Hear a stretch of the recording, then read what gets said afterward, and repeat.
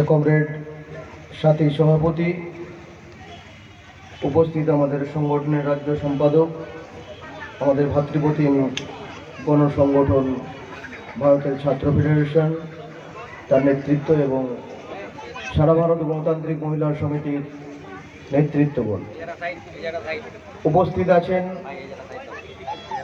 অগণিত আমাদের কর্মী, সমর্থক, দরদি, নেতৃত্ব এবং যারা দূর থেকে আমাদের এই প্রতিবাদের কথা শুনছেন।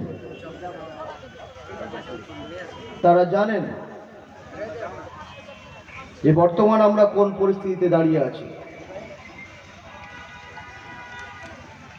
একটা বাড়ির বৃদ্ধা থেকে শুরু করে একদম কথা বলতে শিখেছে এরকম বাচ্চা, সেও তার বাড়িতে বসে বসে কিংবা রাস্তায় বেরিয়ে বলছে উই ওয়ান্ট জাস্টিস। কার কাছে বিচার চাইতে হচ্ছে? কেন চাইতে হচ্ছে? এই পরিস্থিতি তৈরি হলো কেন? রাজ্যে সরকার নেই, আছে। রাজ্যের প্রশাসন নেই, আছে। তারপরেও তাহলে একজন বৃদ্ধ থেকে বাচ্চা, তাকে বলতে হচ্ছে কেন উই ওয়ান্ট জাস্টিস? কেন মায়েদেরকে রাস্তায় রাত্রেবেলা দাঁড়িয়ে বলতে হচ্ছে রাস্তার দখল মেয়েদের চাই? তো অর্ধেক আকাশ নারী, অর্ধেক আকাশ পুরুষ। কে? মমতা ব্যানার্জি। তিনি ঠিক করে দিলেন রাত্রেবেলা মায়েরা ডিউটি করবেন না। ও সভ্যতা পাল্টে দেবে? ও সংস্কৃতি পাল্টে দেবে? ও দেশের ও পৃথিবীর কর্ম সংস্কৃতিকে বদলে দেবে?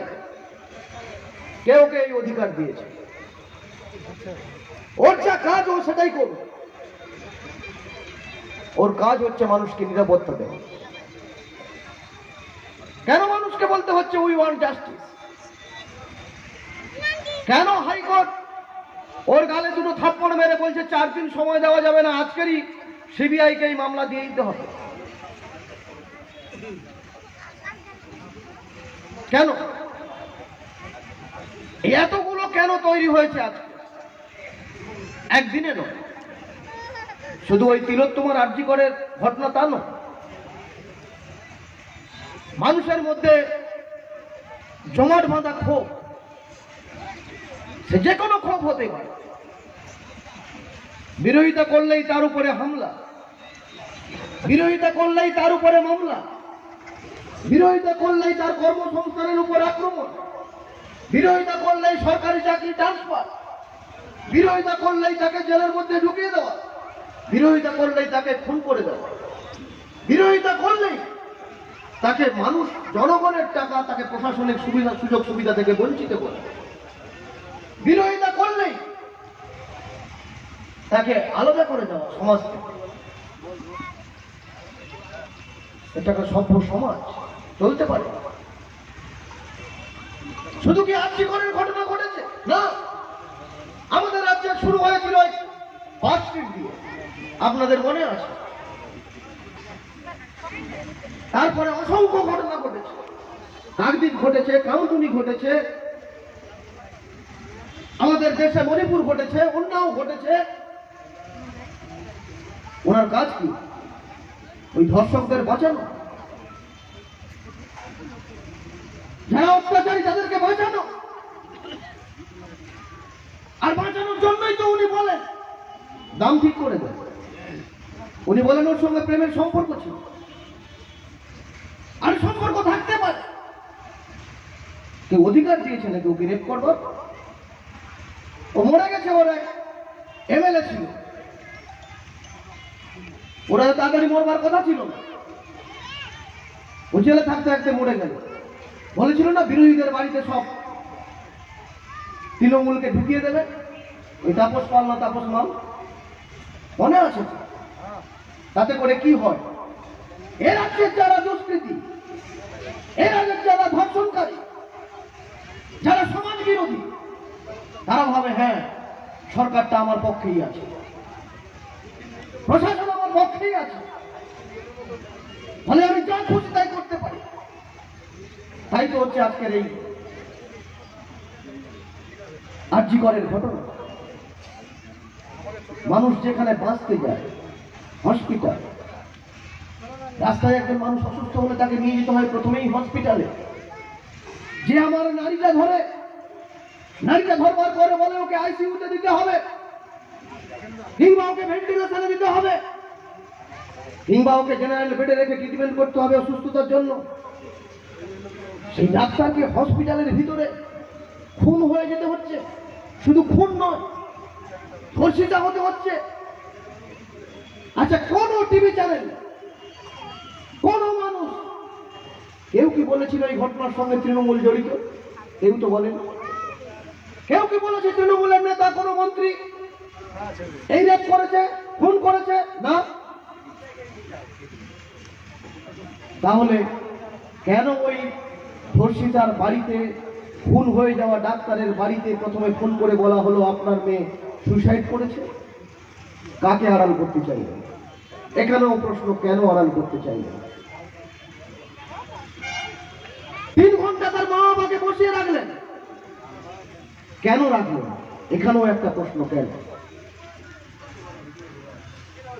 কয়েকটা বডি ফেলে রেখে তার ওই তিলোত্তমার বডি পোস্টমর্টমে ঢোকালেন, কেন এত তাড়াহুড়ো ছিল? কেন?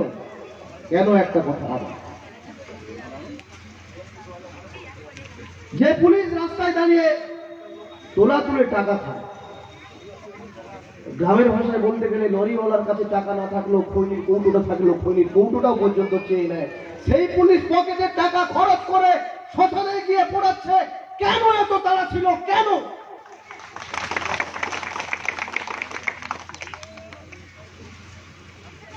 পরের দিন ওই যেখানে ঘটনা ঘটেছিল ওর দেওয়াল ভেঙে ফেলা হলো, কেন? কেন? ওখানে কলকাতার পুলিশ কমিশনার ছুটে গেলেন, কেন? রাজ্যের মুখ্যমন্ত্রী বললেন ওকে ফাঁসিতে ঝুলিয়ে দাও, কেন? কাকে? আসলে ওরা সামনে দাঁড় করেছিল ওই সিভিক ভলেন্টিয়ার এই সঞ্জয় না। তার মানে কি, ওকে ফাঁসিতে ঝুলিয়ে দিলে আসল অপরাধী যারা ওর ভাইপো ভাইজি ভাইপোরা আছে তারা হচ্ছে ছাড়া পেয়ে যাবে। আর ওই কারণেই পিসির সুরে ভাইপো বললেন এনকাউন্টার করে দাও।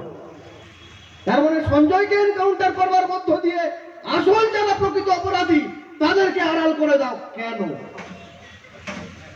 কারণ হচ্ছে একটাই জায়গায়, সেটা হচ্ছে ওই 75 আর 25। 75 আর 25-এর গল্প। ওখানে নির্যাতিতা খুন হয়েছেন, ধর্ষিতা হয়েছেন, ওকে সন্দীপ ঘোষের ভালো লাগতো না তা নয়, ওই কারণে নয়। সন্দীপ ঘোষের কুকীর্তি, ওই হসপিটালের কুকীর্তি, ওর ডাক্তারদের উপর, ছাত্রদের উপর যে আক্রমণ, নির্যাতন, র্যাগিং, তোলা চাওয়া, এসবটার ভাগ যেতে হচ্ছে কালীঘাট পর্যন্ত। বলে ও যদি ধরা পড়ে, ওরা যদি ধরা পড়ে, তাহলে কালীঘাটের ওখানে বসে থাকা পিসি ও 14 তলায় বসে থাকতে পারবে না, ওকে ও চপ্পল ছেড়ে ছুটে পালাতে হবে এ রাজ্য থেকে অন্য রাজ্যে। তাই তো ধামাচা পালিতে চেয়েছে। ফলতানকে ওরা গ্রেফতার করেছে। পারবে থামাতে? পারবে আটকে রাখতে? ও তো পাঁচশোর মতো বান্ধবী, ওর 500টা নেই। পুরো বয়সে বান্ধবী নিয়ে জেলের মধ্যে আছে। ও তো চুরি করে জেলে যায়নি। ফলতানকে জেলে যেতে হয়েছে এই কারণে যে কলকাতার ধর্মতলা ছিল, মনে করতো মমতা ব্যানার্জি ওটা ওর পৈতৃক সম্পত্তি, ওখানে তৃণমূল ছাড়া কেউ মিটিং করতে পারবে না। 2020 সালের সেপ্টেম্বর মাসে ডিওএফআই নেতৃত্বে ওই ধর্মতলা দখল করেছে ডিওএফআই। পুলিশ দাঁড়িয়ে আঙুল চুষছিল যারা বলছিল ধর্মতলায় সভা করতে দেবে না। এই কারণেই তো ফলতানের উপরে রাগ। যেদিনকে ডেড বডিটা ওই আরজিকর থেকে বের করে নিয়ে যাওয়া হচ্ছিল, সেই সময় মীনাক্ষী কলতান ওদের নেতৃত্বে যখন আমরা ঝাঁপিয়ে পড়েছিলাম, সেই কারণেই তো হচ্ছে কলতানের উপরে রাত। কলতান সারা রাজ্যের ডিআইএফআই নেতা, মানুষকে, প্রতিবাদী মানুষকে সংগঠিত করবার নেতা। ওই কারণেই তো কলতানকে গ্রেপ্তার করতে হবে। আমরা বলছি যে গ্রেপ্তার করানোর জন্য ষড়যন্ত্রের জাল তৈরি করেছেন ওই চোর একটা, কি নাম, কুণাল ঘোষ। ওই সারদার সময় পেটে ভাত খেয়েছে, ওর জেলের ভাত পেটে পড়েছে। আবার একবার এই কলতানের জন্য ওকে আমরা জেলে পাঠাবো, জেলের ভাত ওকে খেতে হবে। আর কলতান বাইরে আসবে, হাজারো যুবক, লাখো যুবক কলতান রাস্তায় এসে তারা স্লোগান দিচ্ছে, তিলোত্তমা হারবে না, কলতান থামবে না। ফলে কলতানের মুক্তির দাবিতে আমাদের লড়াই, এই রাজ্য প্রশাসনের দুর্নীতি, মায়েদের নিরাপত্তার দাবিতে লড়াই এবং আরজি করের এই ঘটনায় প্রকৃত দোষীদেরকে শাস্তি দেওয়ার দাবিতে এই যে লড়াই, যে লড়াইতে এখনো আমাদের এই মাঠে কিংবা রাস্তায় এসে উপস্থিত হননি যে মানুষটা, কিন্তু 2024 সালের এই জুন মাসে দাঁড়িয়ে তৃণমূলকে ভোট দিয়েছে কিংবা বিজেপিকে ভোট দিয়েছে, সেও আজকের বাড়িতে বসে বসে ছাদের উপরে দাঁড়িয়ে বলছে উই ওয়ান্ট জাস্টিস।